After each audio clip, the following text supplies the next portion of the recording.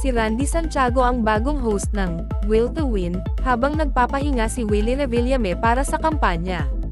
Sa isang hakbang na nagpapakita ng magkakaugnay na mundo ng entertainment at politika sa Pilipinas, pumasok ang veterano na si Randy Santiago bilang pansamantalang host ng sikat na game show sa TV5, Will to Win, habang ang regular na host nito, si Willie Revillame, ay nagpapahinga upang mag-focus sa kanyang kampanya para sa Senado sa paparating na halalan sa May 12, 2025.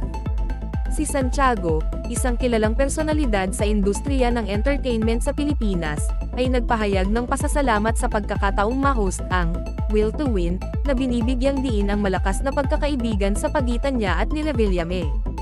Thankful of course na maraming pagpipilian ng mga host, pero sabi ni Kuya Will, "Rands, ikaw na muna ang pumalit pansamantala sa akin," ibinahagi ni Santiago, na binibigyang diin ang tiwala na ibinigay sa kanya ni Revillame.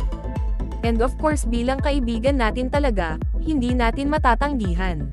Ang pagiging host ni Santiago sa Will to Win, na nagsimula noong February 11, 2025, ay nagmamarka ng isang makabuluhang pagbabago para sa palabas, na kilala sa masigla at nakakaengganyong presensya ni Revillame.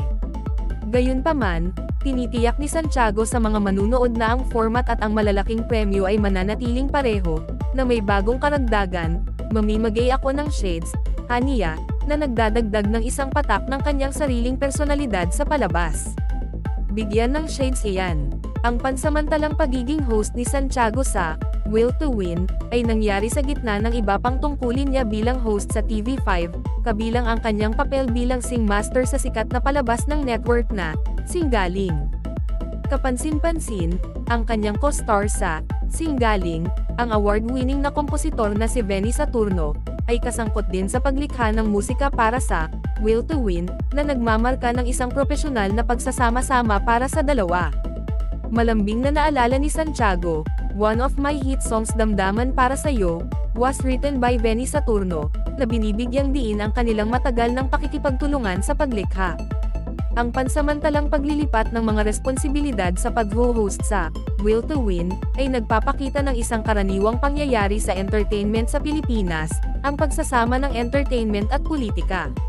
Madalas na nagpapahinga ang mga kilalang tao mula sa kanilang mga karera upang ituloy ang kanilang mga ambisyon sa politika, na nagpapakita ng pagkakaugnay ng dalawang larangan na ito sa kultura ng bansa.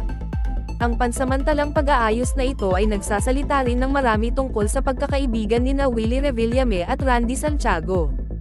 Ang tiwala ni Revillame kay Santiago na pangunahan ang palabas sa kanyang kawalan ay nagpapakita ng malalim na paggalang at pakikipagkaibigan sa pagitan ng dalawang artista. Ito ay isang patunay sa kanilang matagal ng relasyon at isang patunay sa kadalubhasaan ni Santiago at kakayahan na maakit ang mga manunood. Habang ang pansamantalang paglilipat ay maaaring maging isang pagbabago para sa mga manunood, ang Will to Win ay nangangako na mananatiling isang masigla at kapana-panabik na palabas sa ilalim ng pamumuno ni Santiago. Sa kanyang kaakit-akit na presensya, pamilyaridad sa format ng palabas, at pangako na maghatid ng entertainment at gantimpala, handa si Santiago na panatilihing buhay ang diwa ng Will to Win, hanggang sa bumalik si Revillame mula sa kanyang kampanya.